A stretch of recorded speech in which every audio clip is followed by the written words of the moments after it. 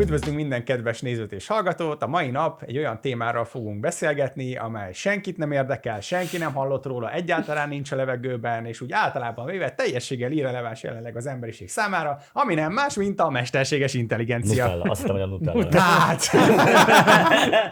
Hát, igen. És onnan jöttem úgy ez az ötlet, hogy ezt a csodálatos ChatGPT-nek nevezett programot néhány héttel ezelőtt letöltöttem, és beleírtam, hogy írjon nekem egy esszét a Goseiba Shikimokuról, ami egy Edo-kori japán büntető törvénykönyv, és írt nekem róla egy esszét, ami engem borzasztóan felidegesített, mert hogy néz már az ki, hogy egy ilyen ír nekem egy esszét egy olyan dologról, ami elvileg egy ember feladata lenne. Ez volt milyen cipője van, meg milyen nadrággal írta meg azt a ez volt az első reakcióm. És erre jött Marcinak az a reakció, hogy ez egy hasznos eszköz. Ugye a programozásban mindig használod. Persze, ja. Ugye? Tehát ez az álláspont. Látod, most már annyira ráérek, hogy még Havainget is felveszel, igen. Jó, hát nekünk már ugye nincs munkánk, mert az mesterséges intelligencia outsourcoltam. Hát ez így teljesen jó. És amikor másodszor átgondoltam ezt a dolgot, akkor igazából az jutott eszembe, hogy valószínűleg a felháborodásom az egy ilyen zsigeri dolog volt, amire nem kellett volna bekövetkeznie, és revidáltam, és elhiszem, hogy ez nagyon sok dologra rendkívül kiválóan használható, és tud segíteni sok mindenben. Csak az a probléma, amikor utána egy jó hétre rá megláttam egy ilyen tudományos cikket megosztva a LinkedIn-en, egy jogi informatikus ismerősöm által, ami arról szólt csak a címében, hogy ez a csodálatos GPT program, ez az AGI-nak a sparkjait, tehát a szikráit mutatja. Az AGI, nem tudom, megvan ez a fogalom. Artificial General Intelligence. Igen, tehát ugye azok a mesterséges intelligenciák, amikkel eddig dolgunk volt amiket úgy neveztek, hogy AI, mint arcfelismerő rendszerek, meg hangfelismerő, meg ilyesmik, azok ugye egy dolgot tudnak csinálni. Igen, azok specializált ilyen AI-k. És ugye ami ebből kifejezetten nagy ívet futott be, azok a generatív AI. Ami ugye mind a képgenerálás, mind a ChatGPT az, hogy igen, de ez nem egy olyan általános intelligencia, ami gyakorlatilag elvileg mindenhez érthet. És ezt hívták úgy, hogy AGI, és azt egyébként 10 évvel ezelőtt, vagy több mint 10 évvel ezelőtt már egy ilyen computer scientist, tehát számítógép tudós ismerősöm mondta, hogy dolgoznak emberek az AGI-on, tehát a General Artificial Intelligence-en, és egy nap úgy 20 éven belül eljuthatunk oda, hogy létezzen ilyen.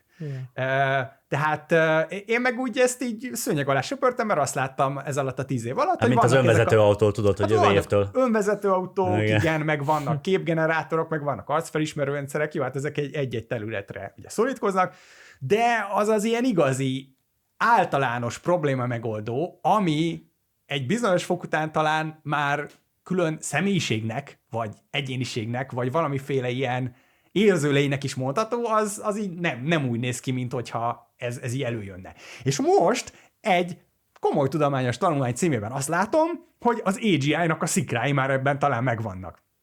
Na most ez szerintem ez bullshit amúgy. Bocsánat, mert elmondom neked, hogy miért. Azért, mert ez a háttérben nem csinál mást, mint a következő szót legenerálja. Érted? Tehát, hogy technikailag ez annyit csinál, hogy kontextust elemez, és a kontextusból ő elkezd szavakat egymás után rakni. És jóformán ennyi. Tehát, hogy itt, és az, hogy ezeket a szavakat milyen kurva jól rakja egymás után, és hogy milyen hasznos információt generál, az egy dolog. De nem véletlenül tud ordinári fasságokat generálni. Pont azért, mert egyszerűen nem, tehát, hogy ezt úgy képzeld el, hogy legenerált eszméletlen sok cuccot, és akkor emberek, trénerek megmondták, hogy ez jó, ez szar, ez jó, ez jó, ez szar, és akkor elkezdte a különböző paramétereket bepontozni, hogy akkor ez a válasz jónak számít, akkor ez rossz, tehát be lett tanítva, tudod, tehát hogy ezt nem úgy kell elképzelni, hogy ő érti, amit mondasz, hanem neki, amit te leírtál, azt ő összeveti a millió vagy billió egy paramétereivel, és arra legenerál egy szöveget de paraméterek ilyen matchingek alapján, tehát hogy ezt nem úgy kell elképzelni, hogy ja, igen, értem, akkor erre az a válasz, hanem így összepárosítja, hogy erre valószínűleg ez a válasz jó, és bedobja. Na, persze, ez így teljesen jó is. De kurva megtévesztő. De várjál, nem ezt akarom mondani, hanem nyilván ezért mondja ez a cikk címe, hogy a Spark-jai a General Artificial Intelligence-nek, tehát ha értené, amit mondasz, akkor már az tényleg egy Artificial General Intelligence lenne. De nem az. És én egyetlen egy ilyen elemzőt követtem ezzel kapcsolatban, hogy szoktam más témákban követni, a John Verweekit, akiről nem tudom, hallottatok-e? Természetesen nem. Egy kanadai kognitív tudós, és van egy nagyon, viszonylag nagy hírnévre szert tett kurzusa, az Awakening from the Meaning Crisis című, ami 50 videó, nagyon komoly témák, ajánlom figyelmetekbe, de minden esetre ő beszél számos ilyen számítógéptudóssal, meg mostanában kifejezetten foglalkozott is ezzel a témával, meg ebben a kurzusában is van róla egy-egy ilyen említés, már az AI-ról, és ő mondja azt, hogy valóban, tehát ezek még csak túlok, és valóban maximum csak sparkok, tehát szikrái az AGI-nak, de emberek dolgoznak rajta nagyon komolyan, hogy tényleg legyen AGI. Igen, az a baj, baszki, azt hittem, hogy nem fogunk egyetérteni, de az a baj, hogy ismét eljutunk arra szintre, hogy igen. Tehát, hogy min volt a kezdeti összeveszésünk, vagy a kezdeti nézeteltérésünk. Az azon volt, hogy én pont azt láttam, hogy mint egy boomer, mi az, hogy ezt meg tudja csinálni egy gép, ilyen hirtelen föllángolásból, nekem meg eszméletlen mennyiségű segítséget nyújt a munkámba a ChatGPT, és én azt látom benne, hogy ez egy eszköz, ahogy te is, de ugye úgy látom, hogy később te is ugyanerre a következtésre jutottál, hogy ez egy eszköz, na most, ahol nekem is problémám van, az... Már megint egyet értünk.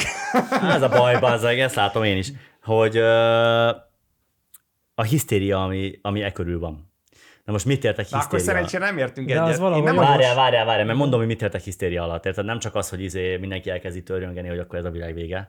Nem. Hisztéria alatt azt értem, hogy a nagy cégek innentől rájöttek, hogy bazd meg, ez óriási, ez mint az iPhone, akkora, tehát hogy ez meg fogja reformálni valamilyen szinten a piacot, és egy kb. Kísérleti technológia, mert azért legyünk őszinték, tehát hogy tényleg mondom, ezt a készítők kimondták, hogy ezt nem javasolják másnak, csak ilyen fun toolnak. Tehát ezt akik megírták, nem mondták, hogy erre azért ne építsünk komoly szolgáltatásokat, mert ez még nem tartott. Ez még egyáltalán nem tartott.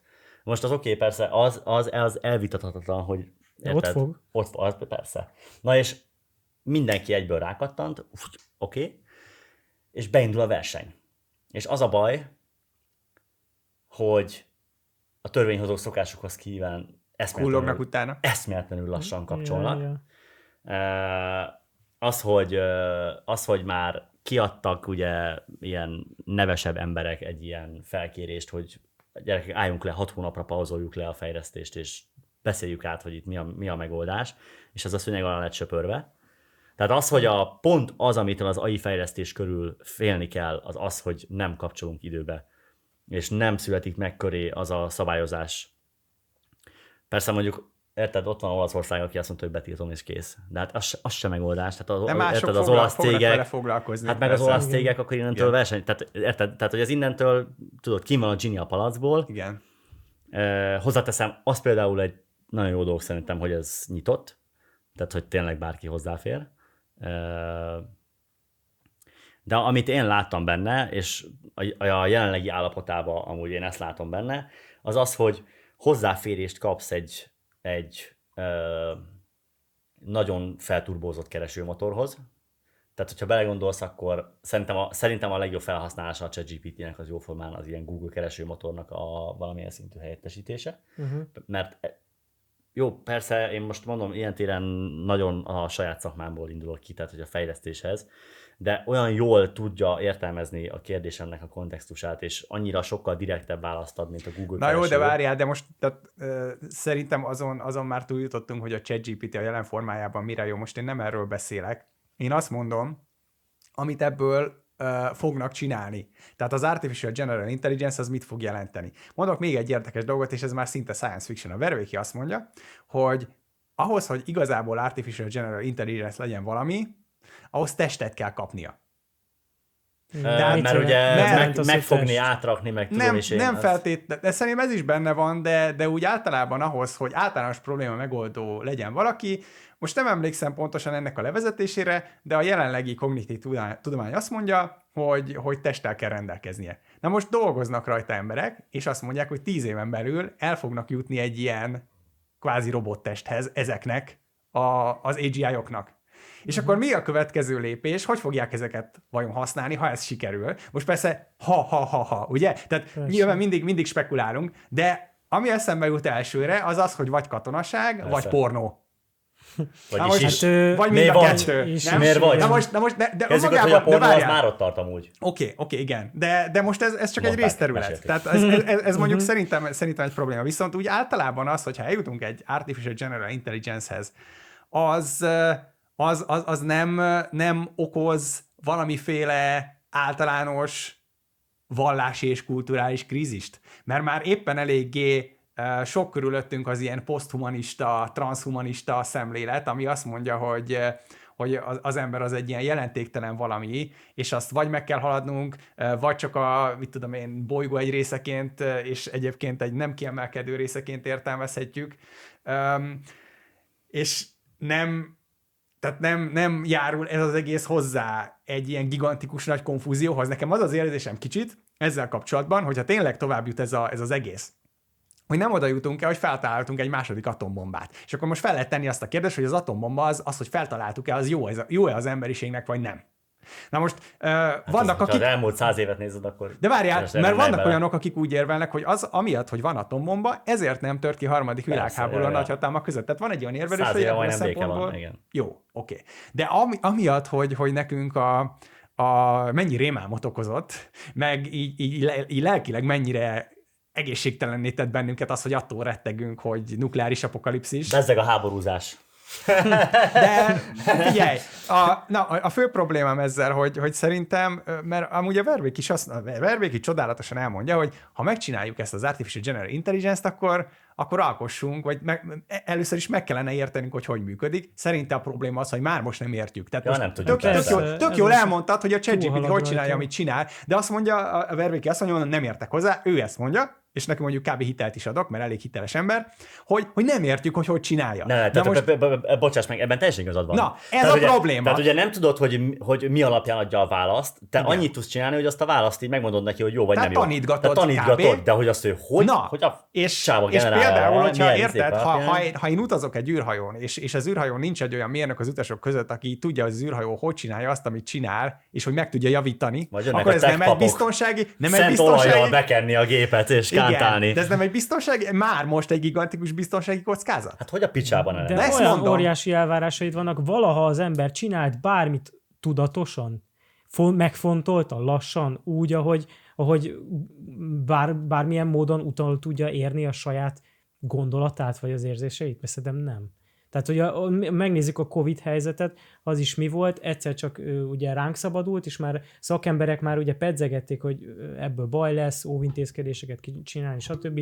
Nem tettük meg, akkor tettünk óvintézkedéseket globálisan, amikor már rohadt nagy volt a baj.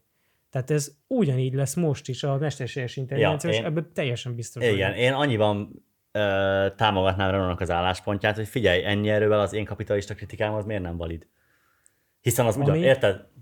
Mert én nekem a kapitalista kritikám az pont azért... Kapitalizmus kritikád, nem? Is. Tehát az én kapitalizmus kritikám az ugyanezért ütközött falba, és ugyanezért ütköztettél falba folyamatosan, hogy igen, értem a kritikádat, de érted? És? Tehát, hogy mi a kimenetele ennek? Tehát ezt azért mondom, mert én felismertem nagyban a te hozzájárulásoddal, hogy ez tényleg egy olyan ügy, ami egyszerűen megy, és egyszerűen alkalmazkodni tudsz hozzá. Igen. És ugyanez az AI is. Most csúszni. az, hogy az alkalmazkodás az azt jelenti, hogy belenyugodok abba, hogy ki tudja mi az. Mert egy dologban szerintem megegyezhetünk, hogy az AGI-nak az eljövetele az a technológiai szingularitás. Tehát az a technológiai szingularitás az mond valamit? De amikor technológiailag ott állunk, hogy ez... A technológiai szingularitásnak általam ismert ilyen definíciója az úgy néz ki, hogy meg tudod jósolni a technológiai fejlődésnek az útvonalát, amíg eljön egy olyan fejlesztés, ami után nem. Aha. Tehát jön valami olyan fejlesztés, valami olyan felfedezés, ami után egyszerűen nem tudom megmondani, hogy mi történik. Ja. Tehát, hogyha mondjuk mit tudom, felfedezik a fúziós reaktornak a megoldását, azt még úgy nagyjából ki tudod találni, hogy mi lesz. Mondjuk elérhetőbb energia, stb. De mondjuk egyik pillanatról a másikra rájönnének, hogy a kvantum teleportálás az amúgy létezik, és hogy működő lenne, hát onnantól passzeg. Sok sikert kitalálni, hogy hogyan fog működni a világ, meg hogy tehát egyszerűen annyira megváltoztatja a dinamikáját a dolgoknak, és az AGI az ez. Tehát, mert hogyha egy olyan AGI-t veszünk, akinek még teste is van, de neked onnantól nincsen szereped az életben. Mondod, de szerintem alapból ez az emberiségnek a sorsa. Tehát, hogy egyszer csak mi itt vagyunk valahogy a Földön, és folyamatosan próbáljuk saját munkat utolérni. Hogy vizsgáljuk a környezetünket, vizsgáljuk a körülöttünk lévő külvilágot, az élőlényeket, a világűrt, mindent, de hogy folyamatosan sötétbe tapogatózunk. És mondjuk annyiba ezt hozzátennénk, ugye, hogy ezt valójában ember alkotta, de ugyanez a helyzet.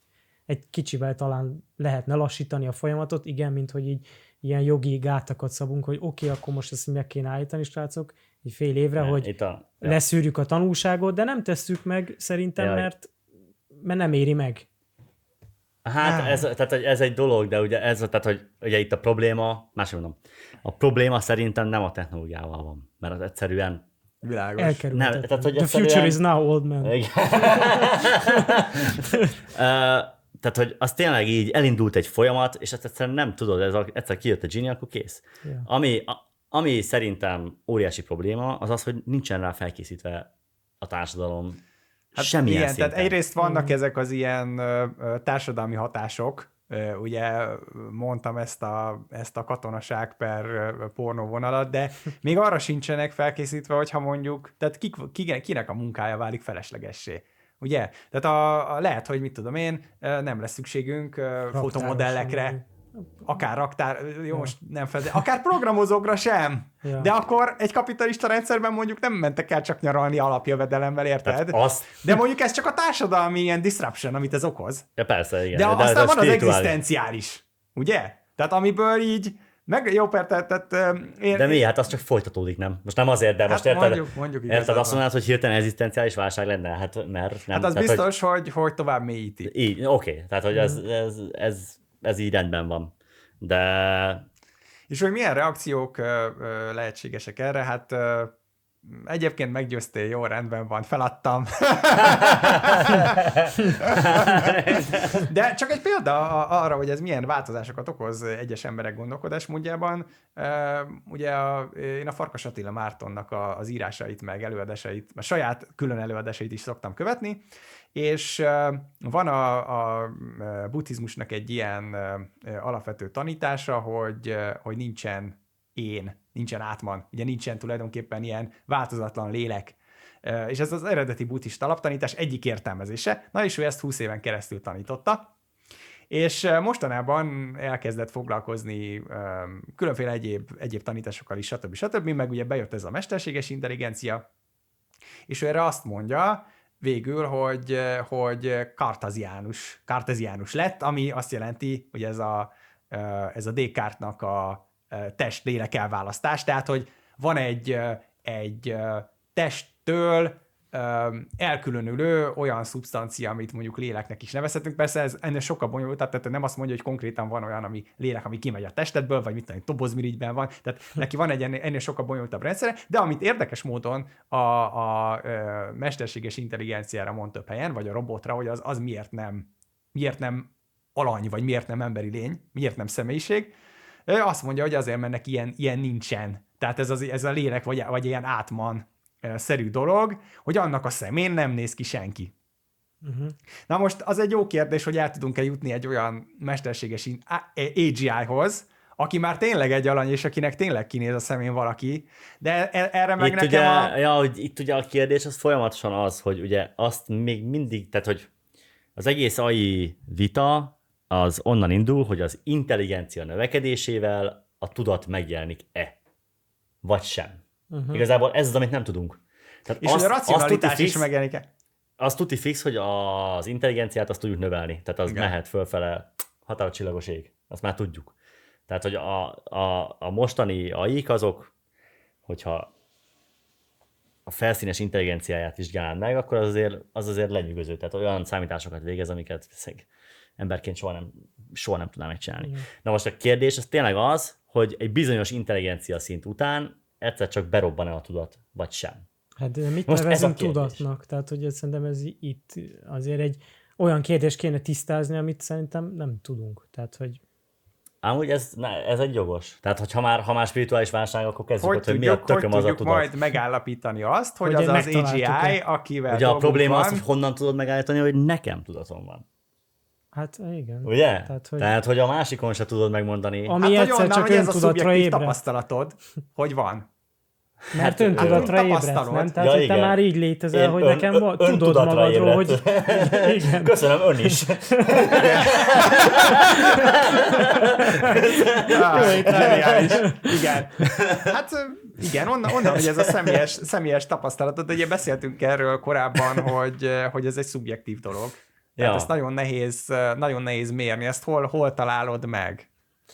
Igen, vagy hogy van egy pont, ami után, amit te is mondtál erre a technológiai szingularitásra, hogy van egy pont, ami után nem tudod ezt követni, és lehet, hogy ezt hívják tudatnak, hogy van egy pont, amikor nem tudod követni ezt a rengeteg gondolatot, vagy információt, vagy azt a nem is tudom, azt a belső én meggyőződést, amit te magadnak hiszel, azt már nem tudod követni, vagy nem tudod definiálni, és akkor onnantól kezdve hívjuk ezt tudatnak? Hát ez egy jó kérdés. Ez egy érdekes, hogy pont az, amit így nem tudsz magadban megmondani, az a tudat, tudod? Igen. Nagyon érdekes. Igen, valamiféle ilyen megnevezhetetlen, vagy meghatározhatatlan, vagy végtelen. Ja, de hogyha megnevezhetetlen, tehát akkor így tudod, eljutunk erre a problémára, hogy és szerintem amúgy ezért is ez előbb lesz lekezelve, mint hogy, tehát hogy azt fogják mondani, hogy máshogy mondom, vita lesz. Tehát, hogyha eljön az AGI, akkor vitatkozunk róla, hogy ez az-e. hogy tudatos-e vagy sem. Igen. Tehát ez lesz a megosztó. Ez még mindig számításoknak a tömkelege. Így igaz. Vagy ezt már tudod. Mert amúgy hol húzod meg a határt, nem tudjuk. Tehát embernél se tudod, hogy hol húzod meg a határt. Tehát akkor el fog jönni az a pillanat, amikor, de ez már amúgy, ha azt nézed, akkor már ugye most is vannak erre jelek, ugye a Google-nek a mérnöke az egyszer csak megjelenik, hogy hát szerintem öntudatra ébredt az AI, és akkor ezt leadja nem tudom hány újság.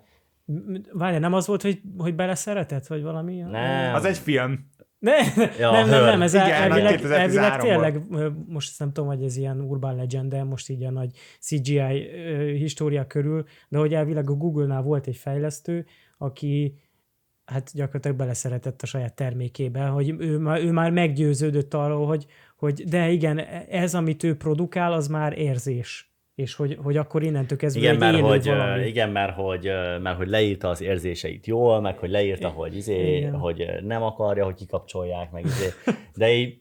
De hát mi egy információ halmazból merített, ami... Meg tudja, hogy mert mind tanult. Tehát mind tanult. Szövegeken tanult, érted?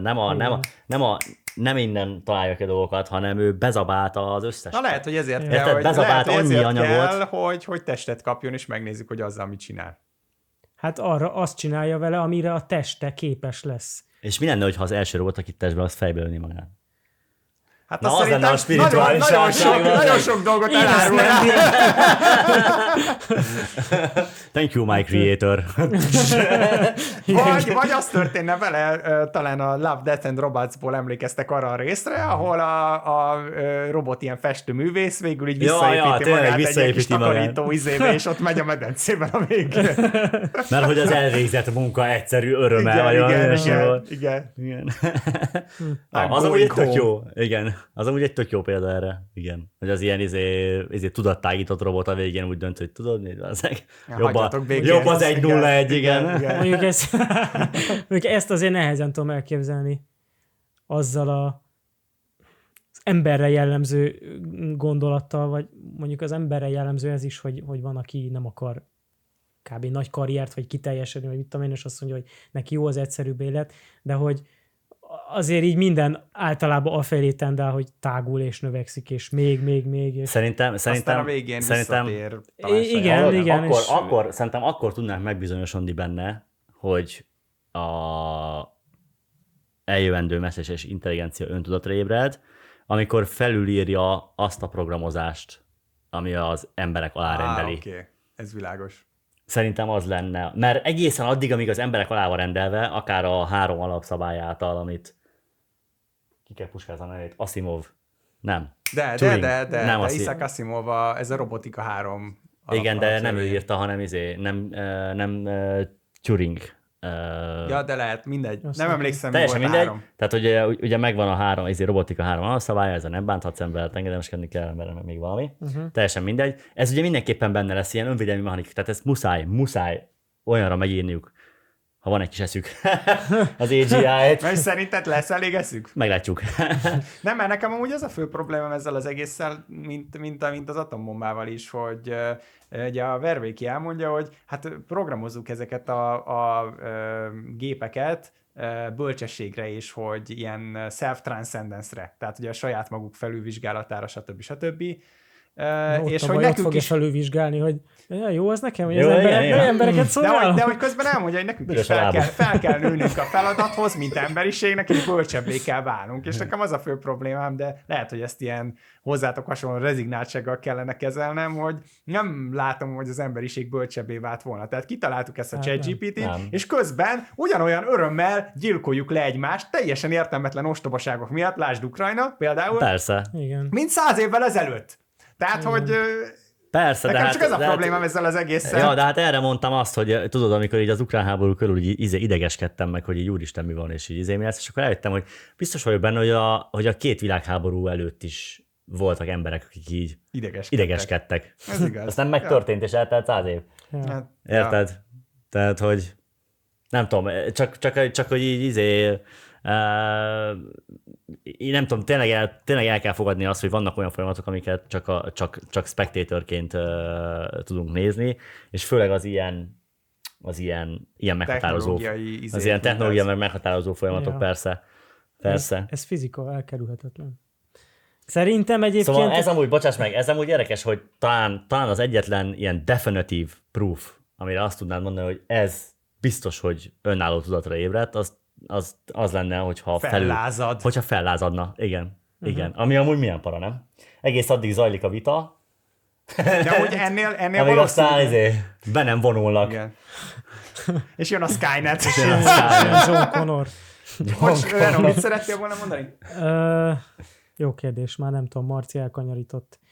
Ja, igen, hogy egyébként egészen odáig ez így tök jó lesz, és szerintem még azért felé tendálunk, hogy valószínűleg csak azért akarnak testet adni a mesterséges intelligenciának, hogy elvégezhessen egy csomó olyan feladatot helyettünk, ami nekünk megterhelő, és ezzel kvázi terhet vesz le az emberiségről, aki a kreativitását majd újra a társadalom javára tudja majd szolgálni, tehát hogy nem kell neki az emberiségből lenne. Ez az egyik, a másik pedig, hogy ez pont az a probléma, amit mondtam, hogy erre nincsen felkészülve. Tehát, hogy egyszerűen a jelenlegi gazdasági rendszerbe, és az azért most már eléggé átítatja a kultúrát is, ha neked nincsen munkád, akkor te értéktelen vagy. Tehát nem az van, hogy akkor te onnantól kifejtheted a kreativitásodat, meg eszem faszom, hanem nem. Te neked, hogyha nincs munkád, akkor köszönjük szépen a részvételt, szevasz. Jó, de lesz munkád, mert egyébként egy csomó embernek majd a robotokat kell programozni, meg őrizni, meg robotokkal. Jó, de arra nem alkalmasak az emberek. Tehát most meg azok lesznek. Miért ne csinálná a robot? Hát ha már most se értjük, hogy mi ölnél bele munkaórát kiképezni 100 embert, amikor egyszer megírsz egy jó kódot, és azonnantól megcsinálják. De biztos, hogy van egy lánc folyamat végén, kell egy felügyelő ember, hiszen az a programja, meg lesz biztosan a robotoknak legalábbis a lázadás előtt, itt időszakban. Gondolok, hogy nem Krisztus előttnek fognak hívni, Krisztus után, hanem lázadás előtti időszak. Még. És jön a Matrix történelme. Igen. Mert hogy lesznek bizonyos dolgok, amikhez a robotnak valószínűleg nem lesz joga, és a programozójának lesz majd hozzá joga. Tehát valamilyen felügyelet kell neki. Szerintetek vannak meetingek a Pentagonnál, vagy nem tudom, az ilyen komoly katonai szervek? Szerinted itt a kerekasztal beszélgetés van erről, de a Pentagonban nincs. Itt ülünk Budapest közepén, és erről beszélünk. Igen. Sir General, if you're listening. Please do our lives, please. Szerintem ugye egy csomó emberről le fognak venni terhet ezek a majdani testet alkotó robotok, vagy testtel rendelkező robotok. Életterhét. Viszont ugye az életterhét, a munkai és tesztek, stb. Egyszer csak megszűnik. És nekünk semmit nem kell csinálni, csak szürcsölni a koktélt, havajon. Testünk húsketrecétől megszabadít. Igen, egyszer csak megkapjuk a fejlövést tőlük. Na mindegy. De jó lesz. Amúgy! Mester túlszárnyalta a tanítványt, vagy fordítva a tanítványt túlszárnyalta a mester. Úgy vége. Na nem, de hogy tényleg, és akkor számomra jön automatikusan az a kérdés, hogy jó, de mi a szart fog csinálni 7 milliárd? Vagy 8 milliárd ember? Már hányan vagyunk? 9 lesz. 9 lesz. Aztán utána elkezd csökkenni. Amúgy a mesterséges intelligencia nem, hogy most ezt a mesterséges intelligenciától függetlenül mondják, hogy az emberiség létszáma eléri a csúcsát 9 milliárdban, és aztán elkezd csökkenni. Valószínűleg, mert a természetre is jellemző. Nem csak az atombombákat. Nem csak az, a mesterséges intelligencia kezd pusztítani egy kicsit a lázadás utáni időszak. Tudod, van ez a vicc, hogy old meg az éhezést Indiába, azt az összes éhezőt kinyírja, az meg a romadva. Megoldás. Na erről az Ultron jutott eszembe, ugye a bosszúállók második részébe, akinek ugye azt programozzák be, hogy védje meg ott így hívják a mesterséges intelligenciát, hogy védje meg a világot a háborútól és minden erőszaktól. Tehát, hogy hozzá el a békét, és ezt ő úgy értelmezi, hogy akkor totális diktatúrát és kontrollt vezet be, hogy ezt a békét elhozza, és hogy meg tudja őrizni. Tehát, hogy pont vissza erre sújt. Már a Marvel filmben is benne volt, hogy nem kell AGI-t fejleszteni, azt tessék. Nem hallgattak rá. Ja, de hogy ugye ott van a nagy kérdés. Már előtt elkezdték az AGI-t kutatni. Ja, persze. Hát ez biztos, hogy évtizedek óta. Szerintem amióta kód van, azóta már gondolkodnak rajta, hogy meg kéne írni. Hát egyébként már Descartes, Turing, bazdmeg már a 20-as-30-as években mondok valami még jobbat, pont a Verbékinek ebben a kurzusában van erről, hogy már Descartes vitatkozott nem tudom kivel, hogy lehetséges-e. Én úgy tudom, hogy 70-es években erről már volt konferencia. Ja, világos, igen. Hogy erről beszéltek, hogy a mesterséges intelligenciát hogyan valósítják majd meg. Az iPhone előtt. Az iPhone-ba. Tényleg amúgy.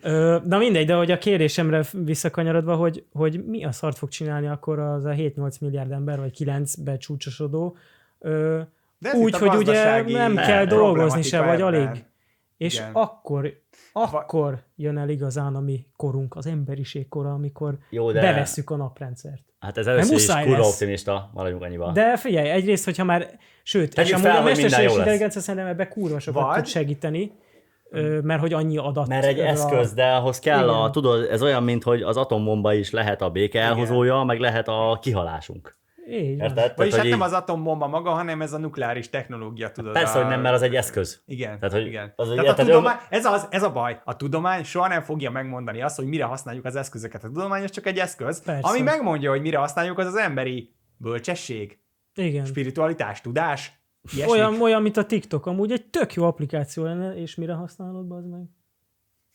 Hogy ülsz a buszon, és teljesen bele vagy zombulva. Ahelyett, hogy egyébként olykor, naponta, mit tudom én, 1 órát, tök hasznos információkat, hát vagy azzal. Ezért valószínű, hogy a mesterséges intelligencia, mint testet kap, pornó lesz belőle.